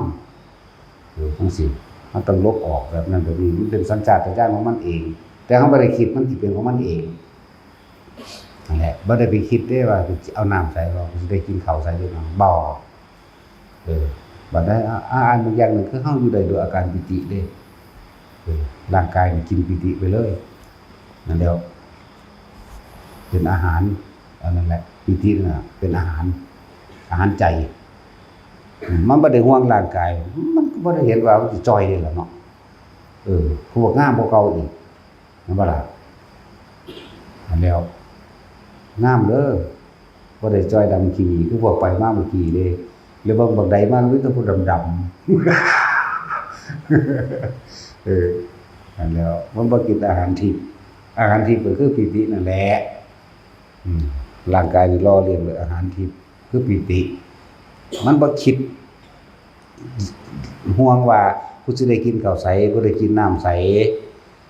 กูสินอนใสกูสิไปฮอดนั่นจักโมงมันบ่ได้คิดเด้มันอยู่แสของมันจังซี่เลยมันก็ลื่นเริงบันเทิงผ่องใสของมันตลอดนี่ล่ะจังซั่นแหละมันบ่อึดกินดอกเข้าไปจังซั่นแต่มันไผเอามาให้กินเฮาบ่ได้อยากเด้ก็เอาไว้อยู่เพราะว่าน้ำขวดนึงน่ะแม่ขวดนี่นะที่เขามาเฮ็ดอาทิตย์นึงได้จังเบิดนึงสัญชาตญาณโดยข้อแห่งของมันจังจิบเข้าไปจักหน่อยนึงเด้บ่ได้คิดว่าสิอยากโอ้มันขนาดนั้นพุ่นเด้อที่เฮาไปนั่นน่ะเพราะนั้นพักนี้แล้วอื่นยังบินบาทง่ายบ่แม่นแนวนั้นเด้บินบ่บินก็บินของมันอยู่แล้วมันเป็นขอวัดบ่ได้คิดว่าสิเข้าบ้านเด้อการบินจักว่าละบินบาทก็เลยบินอยู่ในภูเขานั่นแหละกะมันคังรู้ในตัวเองดอกเดินกิโลนึงแล้วไว้กูก็กลับมาตอนเข้าไปบ่มีผู้ใส่ตอนกลับมามีผู้ใส่เด้ก็ชาวบ้านธรรมดานี่แหละก็คือข้าวในดอกนี่แหละว่าที่มีหยังหลายดอกใส่ข้าวในดอกข้าวเหนียวอายทวนๆนี่แหละใส่ในดอกธรรมดาว้ายกินก็กินคือข้าวเฮาธรรมดานี่แหละบ่หยังดอกแต่ว่ามันบ่หิวกินแม่งจนเบิดนั่นแหละแต่ว่ามันแปลกประหลาดคือมันมาคิดได้เมื่อภายหลังเลยกินทีเดียวแม่งเป็นอาทิตย์มันก็บ่หิวว่านะมาคิดเอาทางหลังเด้อันนี้แล้ว7-80 กิโลบ่ได้สิไปใส่บาตรตัวนี้เนาะฟ้าตัวบ่ได้ไปใส่จังว่าอีหยังใส่ก็สั่งแม่งดอกเนาะบ่ได้บอกมันอยากใส่นั่นก็แต่บิณฑบาตเป็นกิจวัตรของมันอยู่แล้วบ่ได้สนว่าใครสิใส่บ่ใส่แล้วย่างไปของมันน่ะคว้าไปนำใบตองน่ะมันใบตองหลายเด้นั่นเนาะพวกทุดงลำบากพวกจาริกทุดงทั้งลำบากตอนหน้าฝนเด้อหรือจังว่าให้แต่ละคนให้เขาแล้วหน้าซะก่อนจังออกแต่อยากไปทดสอบใจเจ้าของเองทดสอบความคิดความรู้สึกเจ้าของเองแล้วหน้าจังบ่ไปพาเขาบ่ไปนั่นนี่กับเขาบ่ไปออกพรรษาแล้วเฝ้าไปดอกยุคมันก็เปลี่ยนมาเรื่อยใช่บ่ล่ะเฮาก็ต้องปรับไปตามยุคมันนำแน่ถ้าว่าท่านแล้วครับถ้าส่วนมากก็คือให้ไปหลังปีใหม่จนกว่าจะเข้าพรรษาก็เอาปานใดนะเนาะจนกว่าจะเข้าพรรษามันจักเดือนนั่นว่าซั่น แล้วก็ให้กลับมาก่อน15ค่ำเดือน7เพราะว่าฝนเริ่มลงพายุใหม่ฝนใหม่พายุใหม่กะเวลาให้ทุกอย่างคิดให้ไว้เบิดแล้วล่ะตามประสบการณ์ของมันลำบากตอนใดมันฮู้เบิดนั่นแหละก็เลยว่าหลังปีใหม่ยังไปเข้าแล้วน้ำเบิดทุกอย่างก่อนก็มันบ่หนาวเกินไปเห็นบ่ล่ะมันเริ่มเช้าหนาวแล้วเด้หลังปีใหม่ไปแม่นบ่ล่ะซั่นแล้วก็กลับเข้ามาก่อน15ค่ำเดือน7มาก่อนจักอาทิตย์นึงหรือนั่นแหละประมาณนั้นแหละพอฝนใหม่ฟ้าฝนมันแห้งคิดไว้ให้รอบคอบเพิ่นละหลายยังก็ดีเป็นซั่นแหละแต่เขาสิคิดแบบใดนั่นแหละด้วยคิดว่าสิกินมันทุเรียนนี่ตัวกินทุเรียนหลายมันกินแมงได้เบิดทีละหน่วย2หน่วยโลดมันซั่นแหละดื้อตัวกินทุเรียนเล่นตัวนี้เพิ่นไปวัดทำข้องบ่ผู้ลังกาบ่ผู้ฟ้ามาเร็วแต่บอกให้ขอพรรษาจังมาคิดฮอดมันพ่อว่าซั่นมาเว้าคิดฮอดแม่มันบอกดอกคิดฮอดขนมที่บ่แม่มันว่าเด้โอ้โหเราบอกเอาใจคือแม่นคิดฮอดหลวงพ่อแล้วมันจักสแต็กขนมมันที่มีข้าวปลาที่มันซั่นแหละมันก็เก่งอยู่เด้คือฝึกนอนแบบหมู่นั่นแหละคนบ่เคยไปรู้จักดอกเขาไปมันบ่ได้มีอีหยังเด้มันหลายๆอย่างที่เขาไปประสบพบมาจื้อไว้พวกเห็นนิมิตเด้อบ่แม่นของจริงจักอย่างจะคิดว่าจริงจะเป็นบ้านะมันได้สำนิมิตนั่นอันนี้พวกดับพวกฟูพวกลมในที่สูงสิก็จะนำเขามาคิดแต่เพิ่นเว้าเรื่องภาว่างมั่งเบิ่งมั่งบ่อยากให้ไปหลงน้ำศัพท์น้ำเสียงแนวจังซั่นดอกเขาฌานธรรมดากับเขานิโรธสมาบัติโอ้ยเนาะมันเหมือนนิโรธสมาบัติสมาแบบอย่างเดียวนะซ้ำเขาฌานธรรมดานี่แหละเขาฌาน4ทีละชั่วโมง2ชั่วโมงก็แล้วแต่มันก็คอยสังสมกำลังมันดอกในจังซั่นพากันไปหาเว้าเรื่องเข้าสมาบัตินั้นอย่างนี้ไม่แต่เขาสมาบัติจริงๆเนี่ยขออันยังใดอันนั้นในมือนั้นโลดทดสอบจังซี่เด้อผู้ใดไปอวดอ้างว่าเจ้าของเข้านิโรธสมาบัติขอหยังก็สร้างมันสิได้มือนั้นโลดเข้าใจว่าล่ะถ้าขอบ่ได้มือนั้นบ่เป็นตามนั้นบ่แม่นพิสูจน์เอาโลดบ่ไปอ้างว่าเข้านิโรธสมาบัติพระอนาคามีกับพระอรหันต์บ่ได้เข้าจักบ่ล่ะขอให้รวยมื้อนั้นก็รวยมื้อนั้นเด้จักว่าล่ะเอาก็เบิ่งตามตำราก็ได้คือจังนั้นพระกัสสปะเพิ่นสิไปซอยสองตายายพระอินทร์แปลงลงมาเป็นสองตายายปลอมมาขอให้ตัวเองมีแสงสว่างมากขึ้นมันก็แสงสว่างมื้อนั้นเลยเด้ล่ะพอแต่ว่าเพิ่นมาเพิ่นตั้งหูเมื่อขี้เหมือนโอ้โหปิดตัวกูอีกแล้วพระอินทร์นี่เห็นบ่พระอินทร์องค์นี้แหละองค์เก่านั่นแต่ขี้โกงคือยังเด้นี่เมีย3ล่ามกพระอินทร์องค์นี้บ่ได้ว่าเมียหลายมันบาปพระอินทร์องค์นี้มีเมีย3เด้อทั้งสั่นเลยมีบุคคลอีกแล้วกูหลอดบ่นอแต่ละมื้อรุ่นโอ้ยแต่มันนั่งอยู่จังซี่โอ้ยบ่รอดดิกูพอตะเว้าถึงได้หลอดบ่นอกูเมีย3นั่นโอ้ยกลัวแล้วบ่กลุ้มใจโลดนั่นแหละหาตัวใส่บาตรเพิ่นรู้อยู่บ่ตามธรรมดาพระอรหันต์ต้องกำหนดบ่เหมือนพระพุทธเจ้าเข้าใจบ่พระพุทธเจ้าเป็นปกติบ่ได้กำหนดก็รู้เข้าใจบ่ล่ะแต่พระอรหันต์ต้องกำหนดแล้วเพิ่นสิปล่อยไปธรรมดาเหมือนคนธรรมดาถ้ากำหนดรู้จึงรู้เข้าใจบ่นี่จังซั่นแหละต้องกำหนดเด้บ่แม่นรู้ตลอดเด้บ่แม่นพระพุทธเจ้ารู้ตลอดนั่นมันต่างกันอยู่พอถ้าอันเอาแกงไก่ใส่บาตรแล้วหอมกึ่มขึ้นมาสินะโอ้ยตัวเห็นบ่ล่ะถ้าอีกก็ถึงด่าเที่ยวที่2อีกนางฟ้ามาขอใส่ดีดนิ้วจังสิหนีเบิดเลยเพิ่นกำหนดเด้เพิ่นจั่งเพิ่นถือตัว เพิ่นเป็นซอยสองตายายพุ่น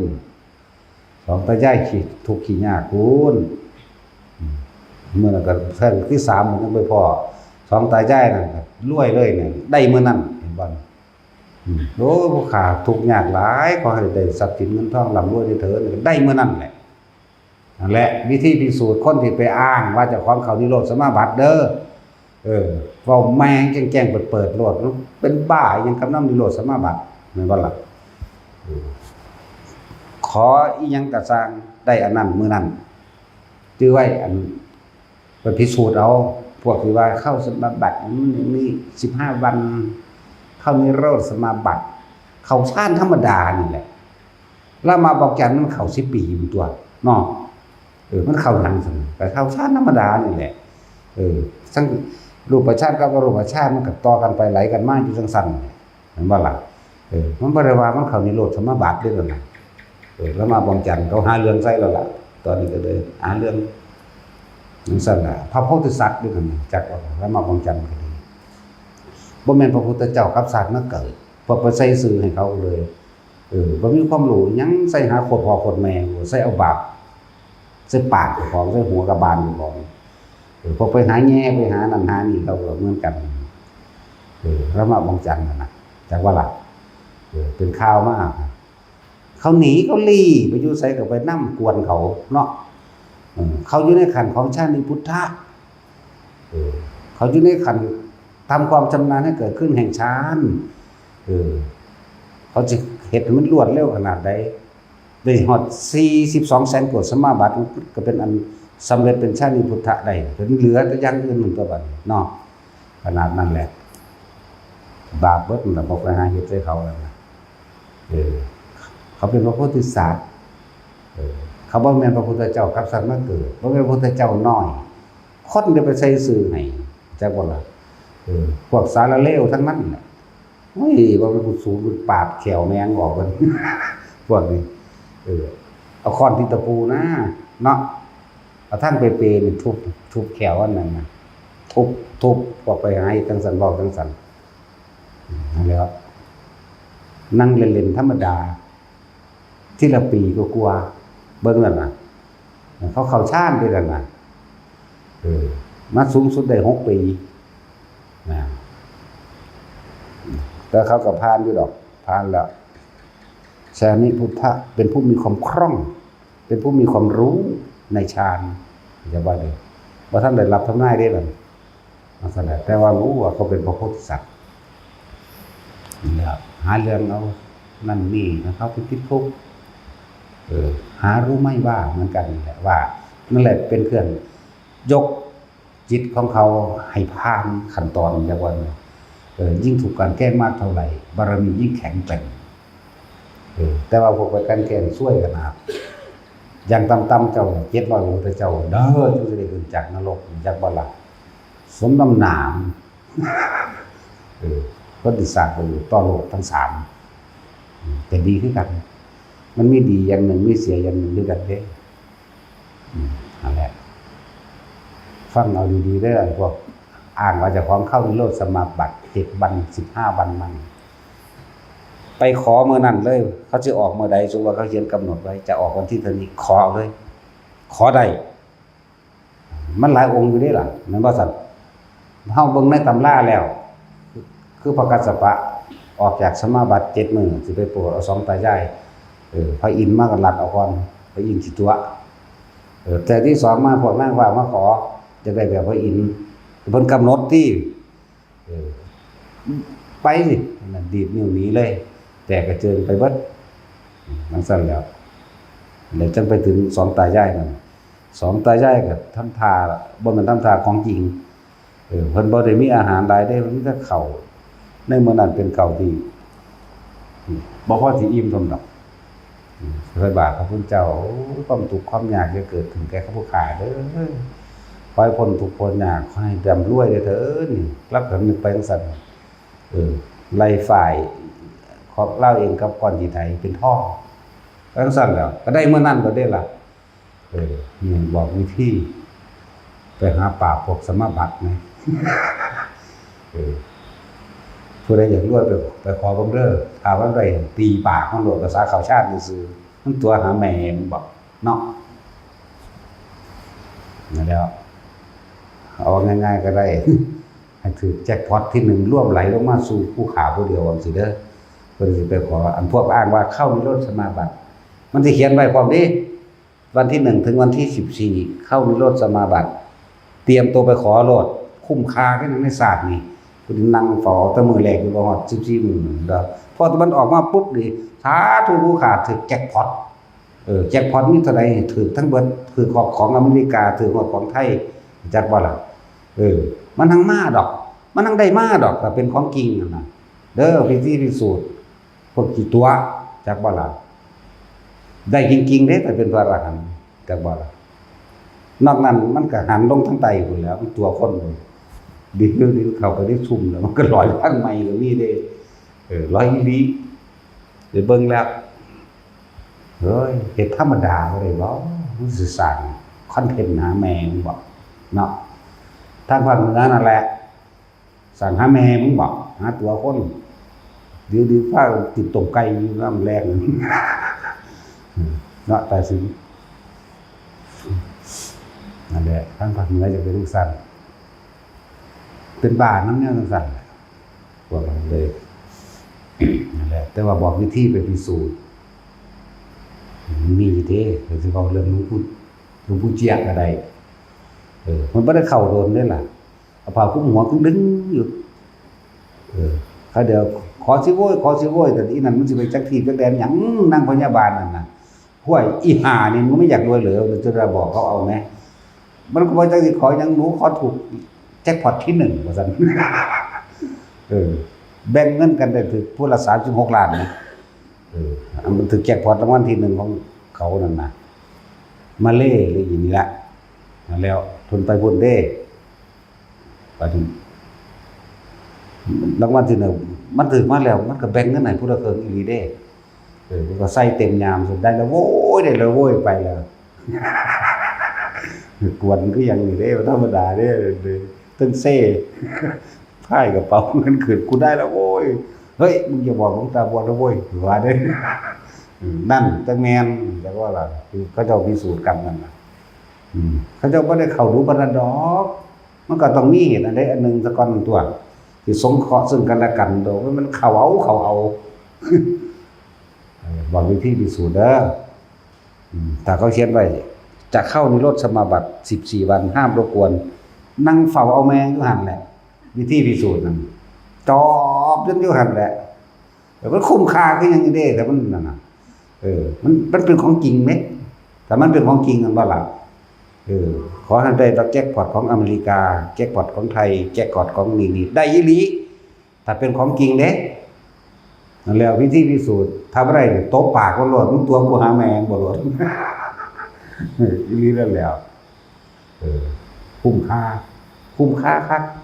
เอาศาสตร์ชีวิตนี่เอาถ้าได้หลายปานนั้นถ้าเอาไปเฝ้าเอาอยู่หั่นแหละสมมุติว่าเขาเขียนจากวันที่เท่านี้ถึงวันที่เท่านี้ไปเฝ้าเอาแต่2 มื้อโลดเนาะเฝ้าแมงอยู่หั่นแหละกินนอนอยู่หั่นเลยกึ่งตาจอบมันสิออกมาเป็นบ่ลงที่ละเอียดเรายังเอาบ่ไฟอ่อนๆกึ่งตาเด้กึ่งตาอยู่จ้องภาพพระอันนี้กึ่งแมงอยู่ซั่นออกมาปุ๊บเฝ้าขอทันทีโลดเด้อผู้ใดก็ตามวิธีพิสูจน์พวกเขาว่าแต่ของเขานิโรธสมาบัตินั่นน่ะโห